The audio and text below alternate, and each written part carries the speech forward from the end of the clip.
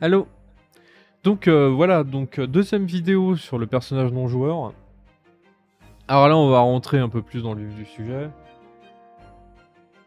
On va faire des choses plus intéressantes pour les maîtres de jeu aguerris. Donc ça va vous permettre justement de voir un petit peu comment moi je travaille.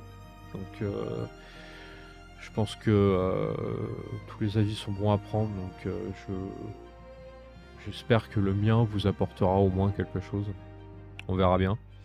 Tout comme la première vidéo, au niveau musical, on va être accompagné de Xavier Dang, un Mister MV, tout le long. Donc si ça vous plaît, bah voilà, hein, Mister MV, YouTube, Spotify, SoundCloud, Bandcamp, tout ce que vous voulez, il est partout.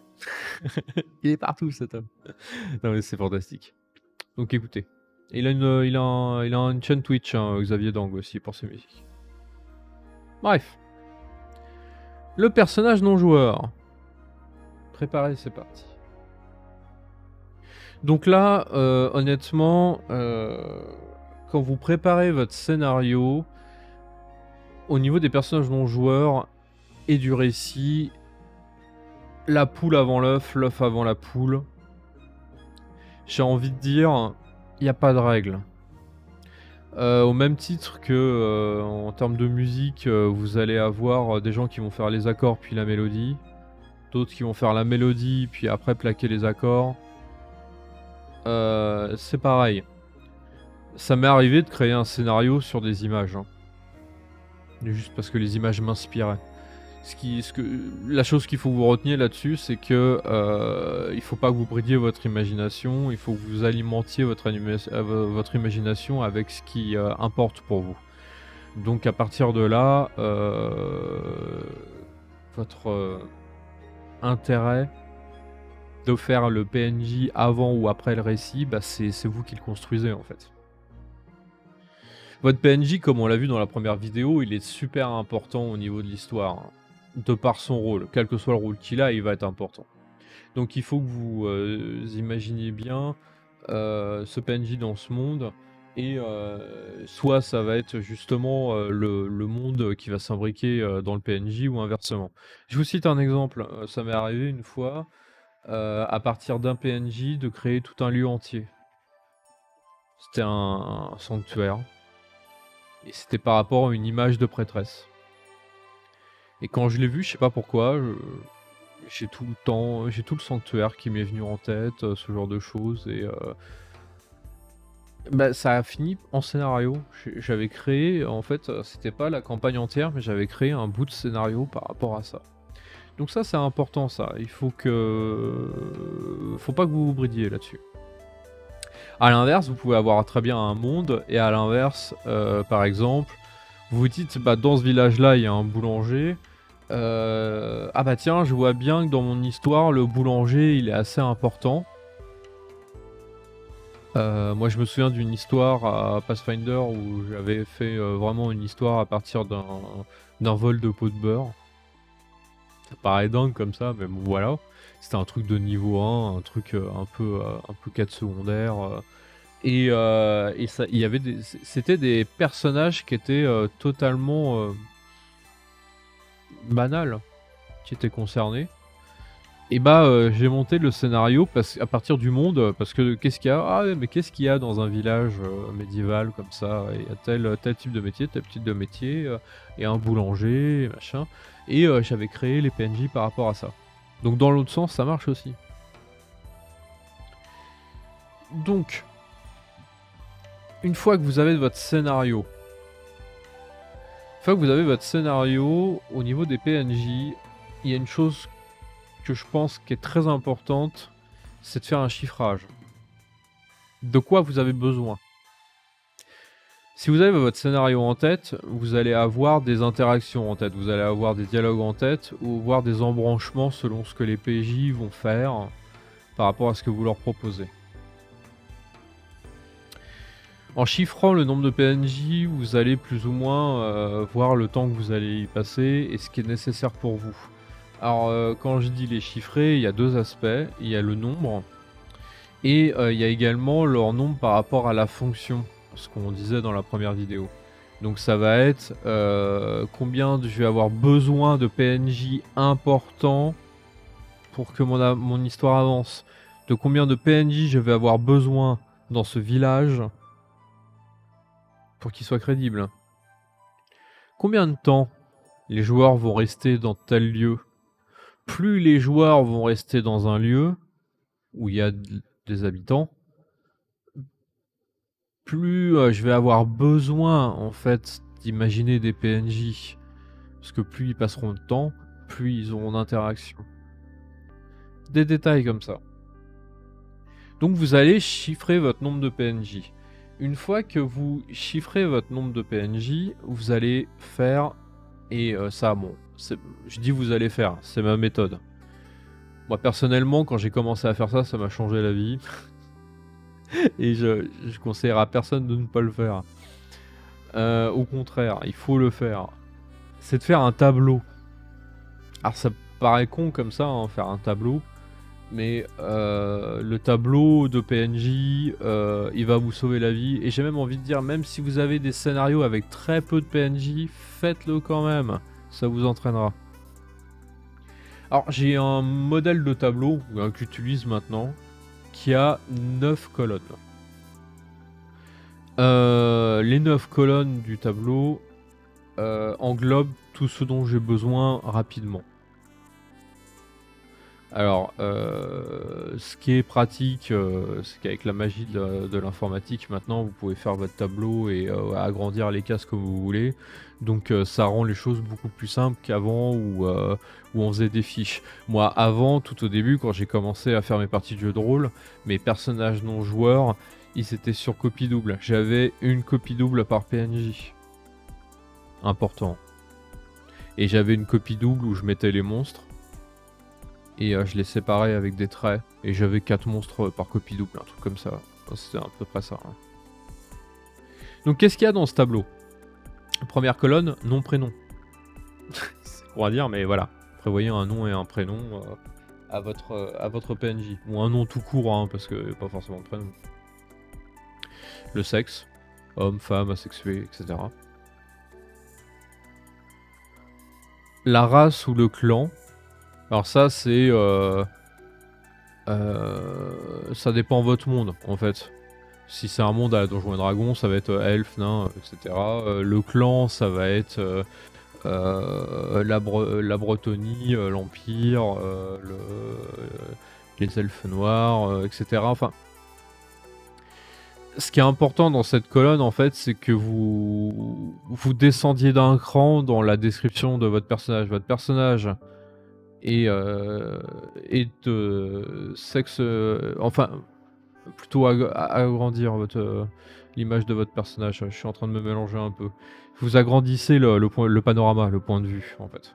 C'est au début, c'est le nom, le sexe. Après, vous commencez déjà à étendre. Il fait partie du groupe elfe d'Ultuan. Donc voilà. Vous commencez à le mettre dans une case plus grande pour l'insérer dans votre monde. Ensuite, la 4e case, ça va être la classe ou l'école. C'est pareil, la classe de personnages, le guerrier, le barbare, le prêtre, ce genre de choses. Toujours dans l'idée d'agrandir un peu le panorama de votre personnage. Le personnage a un métier que je sépare de la classe. Donc vous allez avoir classe barbare et en fait vous allez avoir votre 5e colonne qui va être le métier. Alors métier c'est au sens large. Ce que je veux dire par là c'est que ça va être son occupation. Par exemple vous allez avoir un personnage classe guerrier, métier forgeron. Classe paysan, enfin métier, travail du blé, vous voyez un truc comme ça. Là par contre on rapetisse un petit peu là. On lui donne son occupation. Pourquoi dans mon tableau, pour moi c'est important de différencier les deux? C'est parce que votre classe ça va être au niveau du gameplay. Ça va vous donner une idée de ce qu'il est capable de faire. Et le métier c'est plus une question de fluff, de lore. Ça va être sa place dans le monde. Et des fois ça peut être assez différent. D'où le fait que c'est important de mettre les 2, de mettre les 2 séparés, je pense. Après le métier, en 6e case, ça c'est une méthode très personnelle aussi, je ne conseillerais pas forcément de le faire, mais moi pour moi c'est assez important, je dirais. C'est, la colonne fonction dans le scénario. Est-ce que ce PNJ est juste un PNJ de fluff? Ou est-ce que c'est un PNJ important pour le scénario? Ou est-ce que c'est juste un randomou? En général, je me limite à ces 3 ou antagonistes, c'est vrai. Je me limite à ces 4 types, en général. Pourquoi je fais ça? Parce que, ça va me permettre déjà de trier dans mon tableau, pour mettre en avant les PNJ importants, voir des fois les trous. Parce que vous savez, des fois, vous pouvez créer un PNJ, vous avez trouvé une image ou vous avez une idée, ce PNJ il va faire ça, mais vous savez pas encore, par exemple, quelle race il va être. Oh, je sais pas si ça va être un nain ou un gnome ou un truc comme ça, machin. Vous allez laisser des blancs dans votre tableau au début, quand vous allez construire. Mais si c'est un personnage de fonction qui est important pour votre scénario, ça peut être intéressant déjà de le mettre, de compléter avec ce que vous êtes sûr, et de revenir après plus tard. En triant, vous allez voir, ah oui, j'ai pas fini ce PNJ là, j'ai pas fini de chiffrer ce PNJ là, de le mettre en place. Derrière, vous avez alors l'âge, pas indispensable, mais vous pouvez vous contenter de vieux adultes jeunes, très jeunes. Faut rester vague, hein. C'est pareil dans la colonne d'après, qui peut être la même. Vous pouvez fusionner les deux. Vous avez moi je les sépare. Mais... Vous avez la colonne description. La colonne description, c'est la description physique. Le seul conseil que je pourrais vous donner par rapport à ça, c'est de faire en sorte que votre description elle soit lisible par vous, mais que ça soit avec des notes. Moi, par exemple, j'ai tendance à mettre 2 lettres. Par exemple, pour quelqu'un qui est blond, je vais mettre CL. CL, je sais que CB, pardon. Je sais que ça CBL. Je sais que ça va être cheveux blonds. CBR, cheveux bruns. YV, yeux verts. Donc ça va être CBL, YV, G pour grand, P pour petit. Des détails comme ça. Et en fait, du coup, il y a une succession de lettres dans cette colonne. Et pour moi, c'est assez important en fait. Ça va vous permettre de faire une description du personnage rapidement. Sachant que, petit aparté, mais qu'est-ce qui est important pour un joueur de savoir sur un PNJ en première approche, c'est-à-dire dans votre première description? Le visage, les cheveux, coupe de cheveux et couleur, les yeux, la taille et la façon dont il s'habille. Vous n'avez pas besoin d'aller au-delà, hein. Ça, en première description, c'est tout ce dont vous avez besoin. Ce que vous pouvez rajouter également, c'est ce que j'appelle le signe distinctif. Alors moi, c'est ce que je mets du coup tout à la fin de ma liste de lettres dans la description. En général, ça, je vais l'écrire en toutes lettres parce que je peux pas le résumer juste avec une lettre ou deux. Mais si un signe distinctif, en fait, je l'écris en entier pour m'en souvenir. C'est pas obligé qu'il y en ait un, hein. Mais voilà, le signe distinctif. Enfin, le truc qui jure dès la première description, quoi. Le truc qui va caractériser votre PNJ. C'est quand même néanmoins relativement intéressant d'avoir un signe distinctif à votre PNJ parce que du coup les gens vont s'en souvenir plus facilement.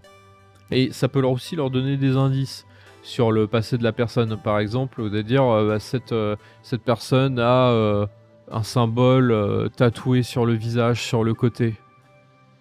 Et peut-être qu'avec un jet d'histoire ou de nature ou quelque chose du genre, un des PJ va se rendre compte que en fait ça fait partie d'une tribu bien particulière parce qu'elle va reconnaître le symbole peinturé sur le visage et qu'en fait c'est une guerrière de telle tribu et que c'est important.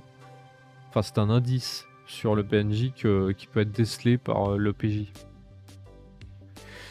Et la 9ème et la dernière colonne, en fait, c'est la colonne notes. Alors là, c'est le pêle-mêle. On met tout. Mais que des choses importantes, hein. Mais on met tout. Ça va être autant, par exemple, si elle va trahir à les PJ, c'est trahir les PJ à un moment. Vous décrivez. Alors, vous décrivez déjà de base quand vous le créez. Et ce qui est assez marrant, entre guillemets, c'est que cette case, au final, sauf peut-être la métier, mais bon, ça va être la seule qui va bouger, en fait. Parce que vous allez l'alimenter, cette colonne. Vous allez l'alimenter, par exemple, si le PNJ s'est embrouillé avec un de vos PJ, vous allez écrire s'est embrouillé avec machin, parce que, 2 points. Et là, vous écrivez doit une faveur à machin parce que c'est écrit, parce que. Enfin, a écrit tel truc, parce que le PNJ a fait ça, ou. Devait faire ça mais finalement a fait ça parce que, enfin, tout sur les choses qui sont importantes à se souvenir pour vous, maître de jeu. Les choses qui sont importantes pour vous de vous rappeler.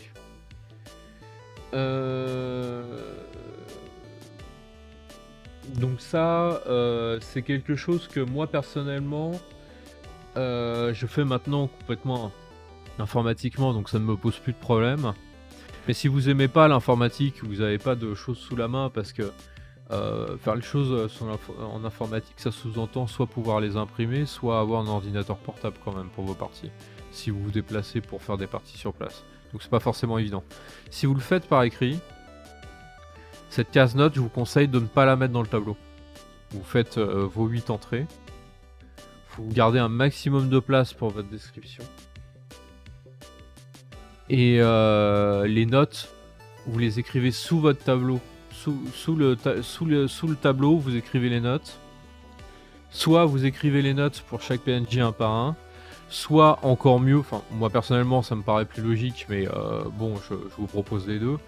Soit c'est carrément sur la fiche que vous allez écrire, donc la fameuse copie double, ou la fiche cartonnée si vous voulez faire en petit. Ça marche très bien, la fiche cartonnée, je l'ai fait aussi. Ou sur votre fiche de PNJ, vous allez écrire tout à la fin. Il faut que vous soyez sûr que vous allez jamais écrire autre chose que les notes concernant le PNJ au-dessus, parce qu'il faut que toute la place soit disponible. Il faut pas vous rajouter des trucs. Par exemple, j'ai oublié d'écrire la classe d'armure, et vous allez écrire en plein milieu de vos notes, et puis reprendre des notes après. Ça va être le bordel. Vous voulez pas ça. Vous voulez pas. Donc, vous gardez toute la place d'en bas, après la fiche, pour écrire vos notes. Ça va gonfler petit à petit. Et c'est des choses que vous saurez, en fait, c'est là que vous avez un coup d'œil à faire avant de commencer votre partie. Il faut que je relise vite fait les fiches. Voilà, comme ça je suis au courant, je me souviens.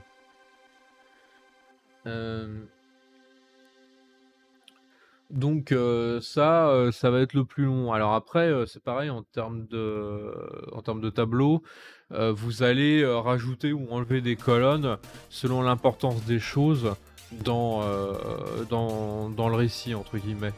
Vous avez par exemple, je peux vous citer le fait que à L5R, c'est assez important de savoir si le PNJ est marié ou pas, s'il a des enfants ou pas, parce que vous êtes dans un système féodal.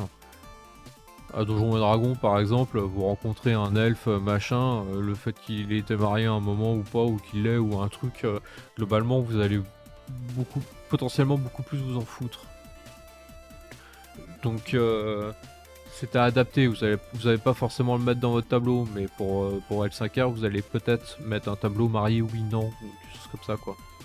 Donc tableau à adapter selon les situations. Mais faites un tableau, c'est vraiment super important. Vous allez être moins emmerdé avec ça. Donc, une fois que vous avez rempli votre tableau avec les noms, les classes que vous pensez mettre, écrivez toujours au crayon en fait, hein, si vous êtes au... Ce genre de choses, vous faites tout au crayon. Hein. si vous êtes, si vous êtes en papier, hein. Parce que, à tout moment, vous pouvez gommer des trucs pour ajouter des trucs ou enlever, voilà. Non, bref. Prenez un Critérium, c'est très élégant, c'est agréable pour écrire, faut juste pas trop appuyer. Donc là, une fois que vous avez chiffré votre nombre de PNJ, vous savez combien vous en avez besoin. Vous avez globalement leur nom, ou tout du moins, vous avez leur classe, à quoi la fonction, à quoi ils vont servir dans votre scénario. Vous avez écrit vous avez écrit dans les notes, pas forcément la description à ce stade-là, mais au moins vous avez écrit dans les notes à quoi il sert dans votre scénar ou des trucs comme ça. Maintenant que ceci est fait, il va falloir les créer. Et là, créer le PNJ, bah, ma foi, c'est assez long.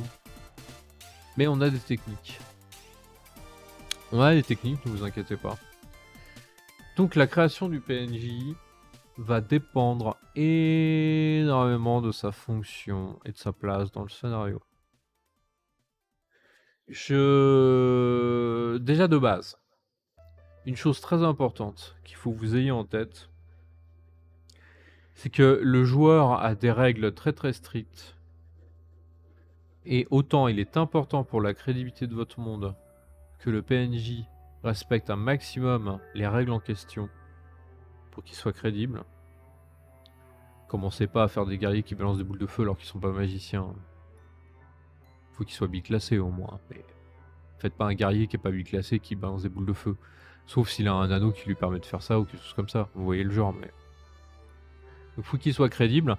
Mais en même temps, il faut surtout pas que vous vous enfermiez dans l'idée qu'il faut créer une fiche complète à chacun de vos PNJ. C'est faux, vous n'avez pas besoin de ça. De base, vous allez voir, d'ailleurs dans la plupart des JDR modernes maintenant ils vous présentent ça en aide ou ce genre de choses. Il faut que vous pensiez une fiche de PNJ simplifiée.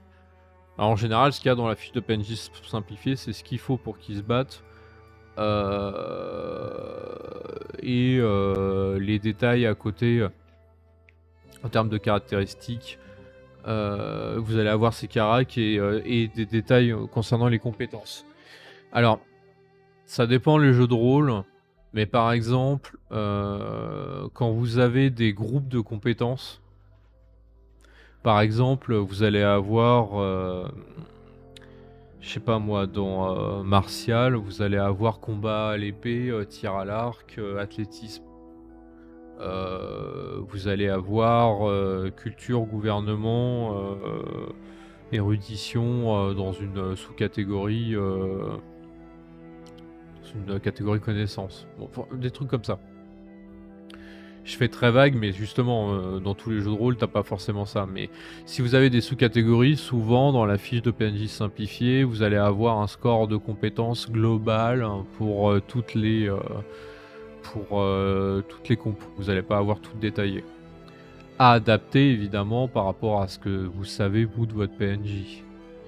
Mais il est important que vous vous dites que le PNJ, en fait, vous allez imaginer des scores non pas en créant sa fiche, mais plutôt en le mesurant par rapport au PJ. Comme les jets sont potentiellement antagonistes, que ça soit en combat quand même en social, il faut que vous imaginiez le défi. Est-ce que ce PNJ représenterait un grand défi en joute verbale? Oui, non. Oui, vous allez lui mettre des points dans les compétences sociales. Non, vous en mettez pas. Vous en mettez très peu. Est-ce que martialement parlant, il va être puissant ou pas? Oui, bah vous mettez des points. Non, vous en mettez pas, etc., etc. Il faut que quand vous créez vos PNJ au niveau des compétences, il faut que vous délayiez comme ça. Alors, pour vous aider, comme je disais, vous pouvez vous comparer au PJ. Vous pouvez vous demander justement, est-ce que ce PNJ représente une menace pour le PJ? Pour tel type? Oui, non. et vous adaptez par rapport aux propres compétences de vos PJ. Vous les adaptez entre eux aussi. Je sais que tel PNJ a tant, est-ce qu'il est plus fort ou moins fort? Vous faites tout par conclusion comme ça, et ça va aller beaucoup plus vite que si vous créez les fiches de A à Z à chaque fois. Veillez juste à ce que ça soit cohérent avec les classes. Souvent maintenant dans les jeux de rôle aussi, vous avez ce qu'on appelle des templates. Alors, le template, c'est des modèles. Souvent maintenant, vous allez avoir par exemple par exemple pour des humains, vous allez avoir un modèle noble, modèle gladiateur, modèle, paysan ou des trucs comme ça. C'est les, c'est les livres de base des jeux de rôle, en général qui vous proposent ça. Ils vous proposent des exemples de standards de compétences. Le template, il est fondamental pour tout ce qui est PNJ randomou. Ceux de base là, ceux de base, vous n'allez pas faire leurs fiches. Vous allez utiliser des templates. Avec éventuellement une particularité parce que, vous voyez, par exemple, dans cette zone, il y a beaucoup de loups-garous, donc ils connaissent bien les loups-garous. Un truc comme ça, quoi. Donc vous allez rajouter un petit point en loup-garou. En connaissance. Des détails comme ça. Mais sinon, vous allez utiliser des templates. C'est exactement le même principe que les monstres en fait, hein. Quand vous regardez les bestiaires de monstres dans vos histoires de jeux de rôle, dans vos livres, vous avez des livres dédiés, hein, dans pas mal à Donjons et Dragons, vous avez un bestiaire, à Pathfinder aussi, vous en avez même plusieurs, je dis un, mais il y en a plusieurs. C'est le même principe. En fait, le template, c'est un truc de base qu'on vous présente, voilà, un humain noble, il est plutôt comme ça. Après, libre à vous de les changer et tout ça. Mais les templates, c'est important de les avoir, et c'est important de les avoir sous la main. Parce que vos PJ peuvent à tout moment discuter avec des randomos. Donc c'est très intéressant d'avoir des templates au cas où, histoire que vous ne fassiez pas des jeux au pif. Les templates en général sont conçus par les développeurs du jeu, donc ils ont tendance à être plutôt crédibles. En général. Vous pouvez également créer vos propres templates. C'est pas interdit, au contraire. C'est très intéressant. Moi j'ai créé un template fougère dans un certain jeu de rôle. Mais bref. C'est important d'avoir quelque chose sous la main de standard, parce qu'en plus ça crédibilise et ça harmonise votre monde. Si par exemple les gardes du corps, les Yojimbo de Shugenja de base ont tel carac, vous allez modeler si vous avez envie qu'ils soient un peu plus puissants que la moyenne ou un peu moins, mais au moins vous savez quel est le niveau du moyen. Et en faisant des templates comme ça, vous organisez une cohérence dans votre monde. C'est très intéressant.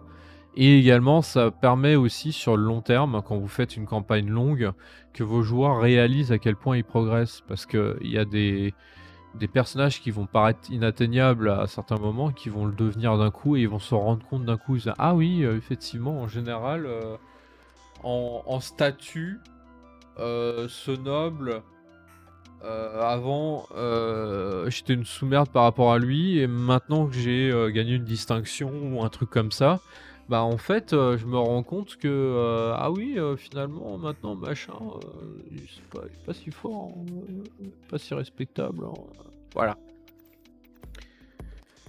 Donc, avec toutes ces idées-là, déjà, vous avez gagné énormément de temps, en tout cas pour les randomous.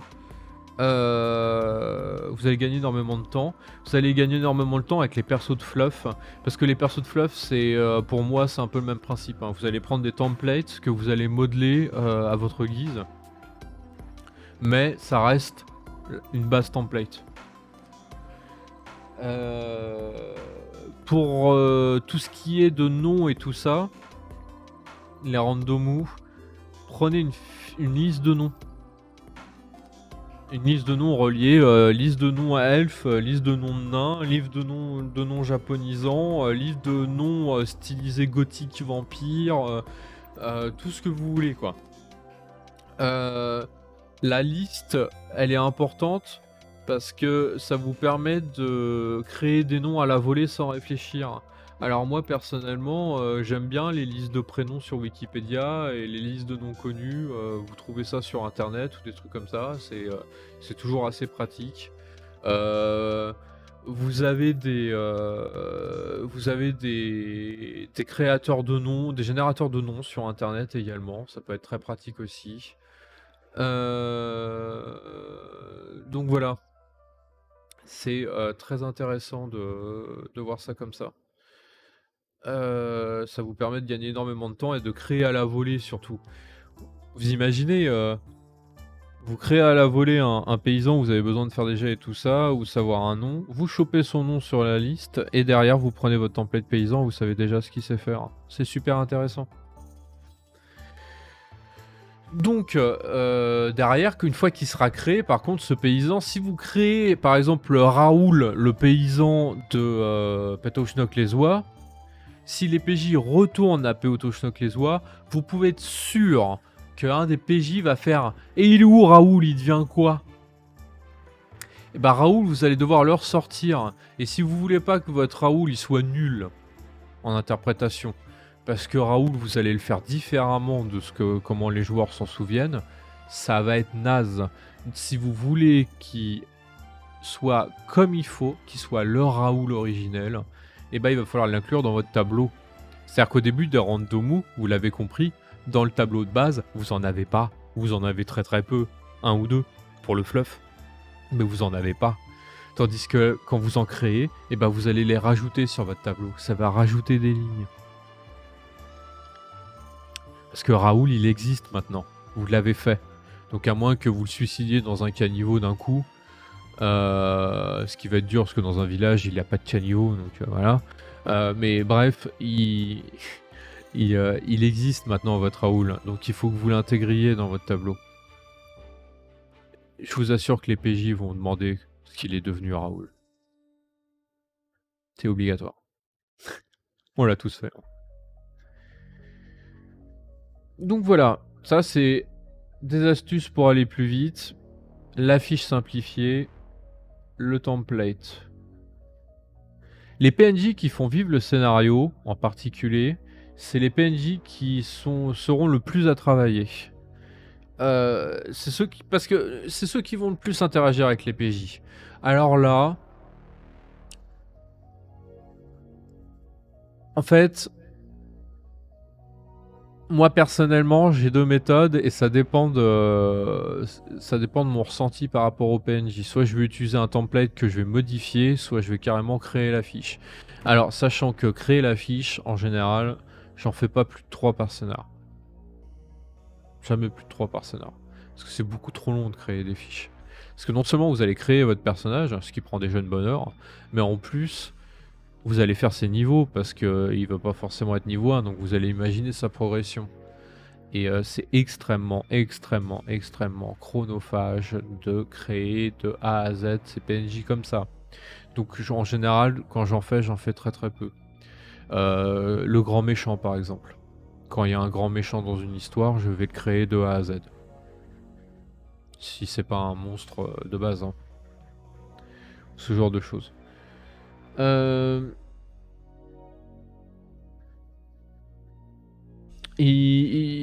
Également, que ça soit en tant qu'antagoniste ou en tant que copain, ils vont donner des choses aux PJ, des informations, des objets, des choses comme ça.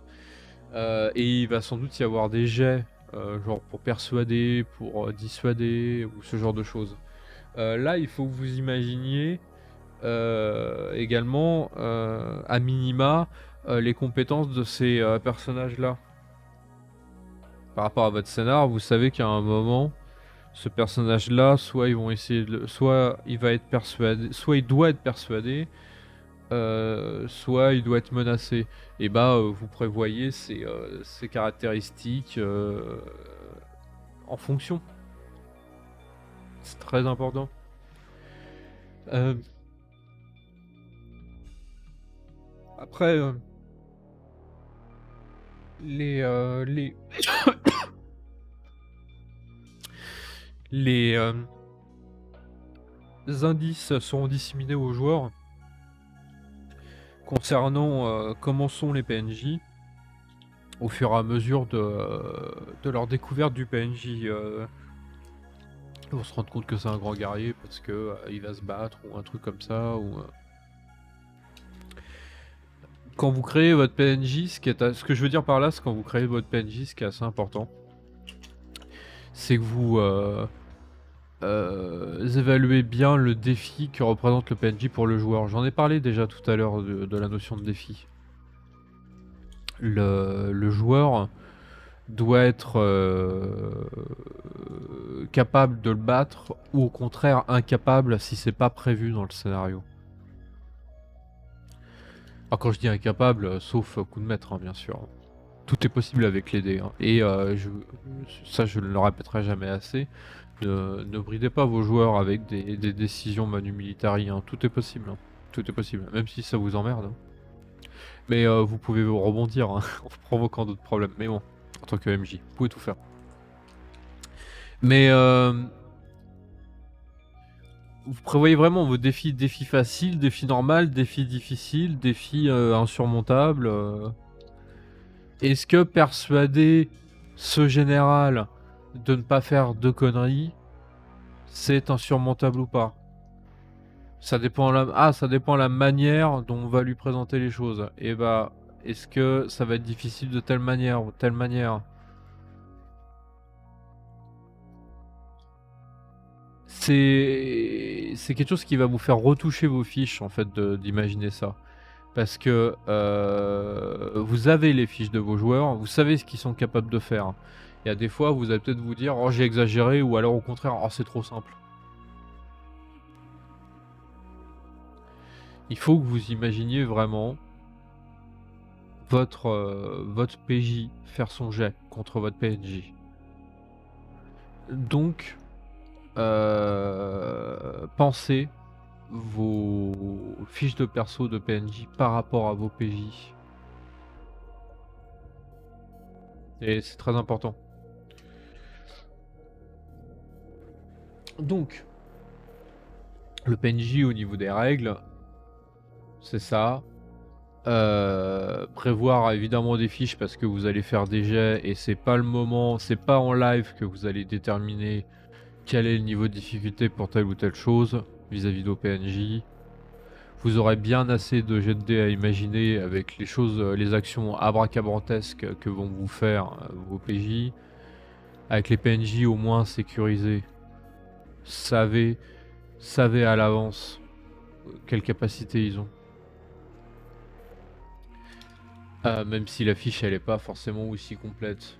Elle doit être crédible, elle doit être faite et crédible au niveau des règles. Vous pouvez donc du coup imaginer votre PNJ comme étant un personnage très polyvalent ou au contraire très spécialisé ou des trucs comme ça. Faire toujours un peu attention avec les spécialisés parce que les PJ peuvent peut-être facilement les contrecarrer d'une autre manière. Mais d'un autre côté ça peut être intéressant aussi. Toujours laisser des portes ouvertes hein, au PJ. Donc ça peut être intéressant aussi. Utiliser des archétypes, hein, commerçants, nobles, des templates, voilà. C'est des choses qui sont très importantes. Donc voilà. Au niveau de la création de PNJ, voilà comment je fais. Moi, je fais mon tableau, je chiffre mon nombre de PNJ, ce dont je vais avoir besoin, parce que j'ai mon scénario en tête. Après, je vais les créer en utilisant des templates, en utilisant des fiches simplifiées, des fois en créant de A à Z un PNJ quand j'en ai vraiment besoin. Mais c'est rare. Mais tout ça dans un seul objectif, c'est être efficace avec le temps que j'ai pour préparer ma partie. Donc avec ce tableau, vous aurez des notes qui vont avec ou qui sont dedans, qui vont vous permettre de noter tout ce qui est important par rapport à vos PNJ au niveau des événements, que ce soit des événements qui vont arriver comme des événements qui se sont passés et dont vous devez vous souvenir. C'est assez important. D'ailleurs, encouragez vos joueurs à faire pareil de leur côté. Vous avez une liste de PNJ. Pour vous en souvenir, alimentez-la. Et écrivez ce qui est important à se souvenir. J'ai rendu service à machin, il va falloir qu'il me rende l'appareil. Lui, c'est un connard, elle m'a menti. Vous voyez des tas de détails comme ça. Tout ça pour ne pas oublier des choses parce que honnêtement, hein, je vais vous dire en 20 ans, j'ai vu plus d'un scénar où les PJ se sont retrouvés à ne plus savoir quoi faire, simplement parce qu'ils ont oublié des détails qui ont été donnés, aux parties précédentes. Ce qui est humain, puisque les parties, elles sont espacées. Mais si ça avait été noté correctement et ça aurait été bon. Alors, si vous sentez, je fais un aparté là, hein, mais si vous sentez dans votre scénar que ça part en couille, n'hésitez pas en tant que maître de jeu à faire des rappels sur les choses très importantes que vous avez énoncées. Notamment quand vous faites des résumés de début de partie ou des trucs comme ça. Voilà. Donc, je pense avoir fait le tour pour la création de PNJ. Après j'aurai quelques conseils, mais je les garderai plutôt pour la vidéo des conseils. Ce que je vais faire maintenant, parce qu'en fait je me suis rendu compte que cette vidéo fait déjà 40 minutes, et donc du coup je vais faire une vidéo spéciale pour mes conseils, parce que il y a encore du taf. Donc il n'y a plus de musique, ça tombe bien, c'est fini. Je vous dis à tout de suite pour la troisième vidéo. Donc ça va être une vidéo des conseils que je peux donner divers par rapport à la création et la gestion des PNJ. Allez, salut, à plus.